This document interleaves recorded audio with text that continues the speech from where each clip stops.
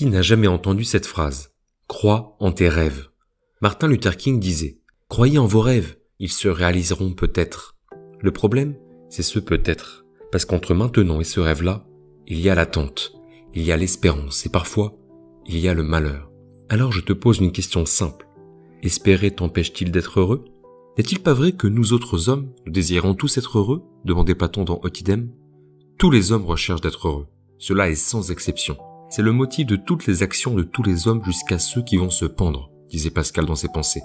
On cherche tous le bonheur, sans exception, mais on ne sait pas forcément où le chercher.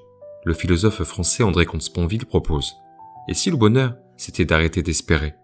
Un bonheur sans promesse, sans plus tard, un bonheur désespéré au sens littéral, sans espérance, pas sans joie. » Et cette idée, elle entre en résonance directe avec Naruto Uzumaki, un gamin rejeté, incompris, qui a grandi en se disant « Quand je serai Hokage, tout ira mieux ». Comme beaucoup d'entre nous, Naruto a cru que son bonheur était suspendu à un futur idéal, un objectif, un titre, une reconnaissance. Et toi, à quoi suspends-tu ton bonheur ? À ton prochain diplôme ? À la bonne relation ? Au moment où tout sera enfin comme tu veux ? Aujourd'hui, on va se poser une question qui te concerne maintenant, ici. Faut-il renoncer à l'espérance pour être heureux ? Bienvenue sur Sensei Philo, la chaîne qui t'aide à penser autrement. On pense souvent que l'espérance, c'est une lumière, un moteur. On pense qu'elle nous donne une direction. En réalité, l'espérance est parfois un masque, un moyen d'éviter de regarder ce qu'il y a là, maintenant. Quand je trouverai quelqu'un, je serai enfin heureux. Quand j'aurai ce job, ce salaire, cette maison, alors je soufflerai. On fait tous ça. On met notre bonheur dans un futur hypothétique. Mais à force de rêver l'avenir, d'espérer, on oublie souvent de vivre le présent. C'est le piège de l'espérance. André Comte-Sponville écrit « Malheureux le coureur à pied qui ne désire que les foulées à venir, non celles qu'il fait. Le militant qui ne désire que la victoire, non le combat. L'amant qui ne désire que l'orgasme, non l'amour. » Comme le dit Woody Allen, « Qu'est-ce que je serais heureux si j'étais heureux ?» On reporte le bonheur, on le suspend à un avenir idéalisé. Mais ce bonheur-là, nous dit Comte-Sponville, est toujours manqué. Et dans Naruto, ce mécanisme est évident. Naruto est orphelin, rejeté, il est ignoré. Alors il se construit un rêve énorme.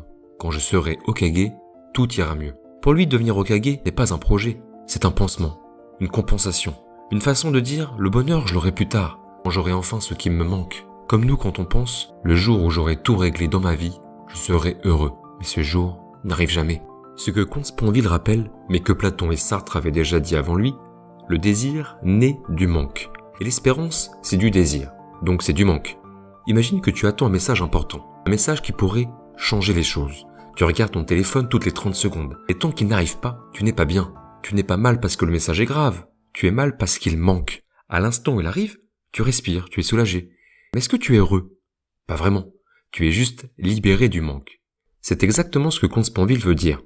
Quand le désir manque, on souffre. Quand il est satisfait, on tombe dans l'ennui. Le bonheur, lui, n'est nulle part là-dedans. Naruto fait la même erreur que nous. Il confond désir et bonheur. Il pense, si j'obtiens ce que je veux, enfin je serai heureux. Il ne regarde presque jamais ce qu'il a déjà. Il ne voit pas Iruka, qu'il aime comme un fils. Il ne voit pas ses amis qui se battent à ses côtés. Il ne voit pas sa progression, ni sa propre force. Comme toi, parfois qui cherches tellement ce qui manque que tu oublies de voir ce qui est déjà là. L'espérance est une promesse, et c'est toujours une promesse pour demain. Et à force d'attendre demain, on finit par traverser sa vie en spectateur. Naruto enfant vit exactement comme ça. Chaque action n'a de sens qu'en fonction de plus tard. Chaque effort, chaque combat est lié à ce rêve futur, devenir Hokage. C'est comme quand tu trouves que ta vie n'est jamais assez bien parce qu'elle ne ressemble pas encore à celle que tu veux. Et c'est là que l'espérance devient dangereuse. Elle t'empêche de goûter le réel. Elle t'empêche de vivre. Naruto a passé toute son enfance à courir vers un rêve. Et toi, tu cours vers quoi ? Un diplôme ? Une relation idéale ? Un meilleur corps ? Plus d'argent ? Une validation quelque part ? Ce n'est pas un reproche, c'est même normal. On a tous grandi avec cette idée. Tu seras heureux quand tu réussiras, quand tu seras aimé, quand tu seras reconnu. Dans Naruto, il se passe quelque chose d'important. Quelque chose qu'on rate trop souvent, parce que ce n'est pas spectaculaire. Des petits moments, rien d'héroïque, juste des petits moments de la vie. Tu as déjà vu Naruto manger des ramen avec Iruka ? Naruto rigoler avec Sakura et Sasuke ? Rien de tout ça n'est extraordinaire. Et pourtant ce sont exactement les moments où il est heureux. Le bonheur n'est pas dans l'éternité, il n'existe qu'au présent, nous dit André Comte-Sponville. Et ce présent, on le rate tout le temps. Tu as sûrement déjà vécu ça. Tu attendais un grand moment, un voyage, une réussite, un date. Et bizarrement, le moment que tu as préféré était un instant banal autour. Une discussion au calme, un rire inattendu. Le bonheur ne fait jamais de bruit.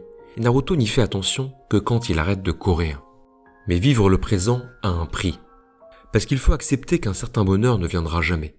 Naruto le découvre tragiquement. Devenir Hokage ne ramènera pas ses parents. La reconnaissance ne remplacera jamais un foyer. Même les plus grands maîtres meurent. Même les meilleurs amis peuvent s'éloigner. C'est dur de le voir comprendre ça. Parce que c'est exactement ce qu'on vit tous en avançant. Un rêve qui ne devient pas réalité. Une relation qui ne suffit pas. Un parent qui part. Une version de nous-mêmes qu'on ne sera jamais. Et là, deux choix. Continuer à espérer un monde parfait et se condamner à être déçu, ou faire ce que Naruto finit par faire. Ouvrir les yeux sur ce qui reste. Pas ce qu'on attend, mais ce qu'on a. Comme l'écrivait Jules Renard, je ne désire rien du passé. Je ne compte plus sur l'avenir. Le présent me suffit. Je suis un homme heureux car j'ai renoncé au bonheur. Naruto ne devient pas heureux parce qu'il gagne.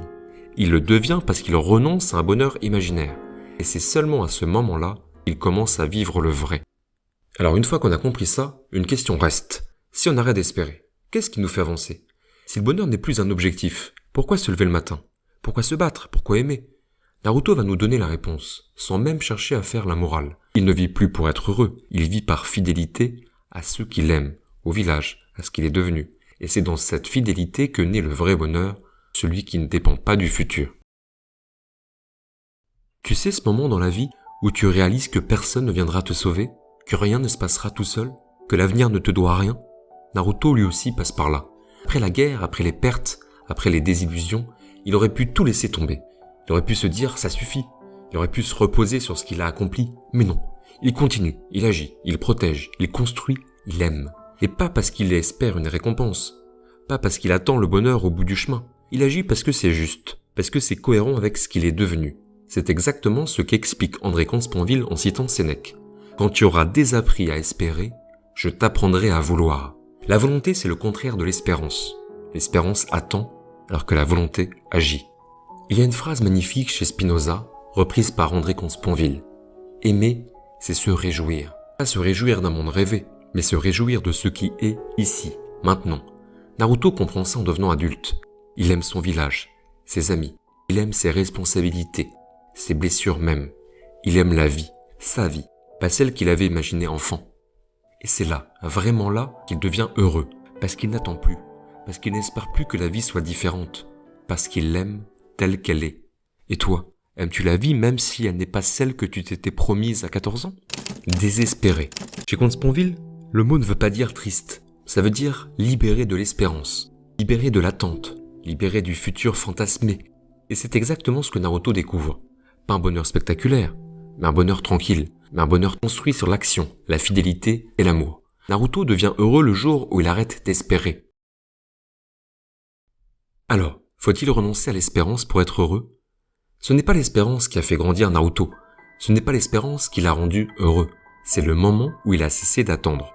Quand il a arrêté de se dire « plus tard, je serai heureux » et qu'il a commencé à vivre maintenant, à aimer et agir maintenant.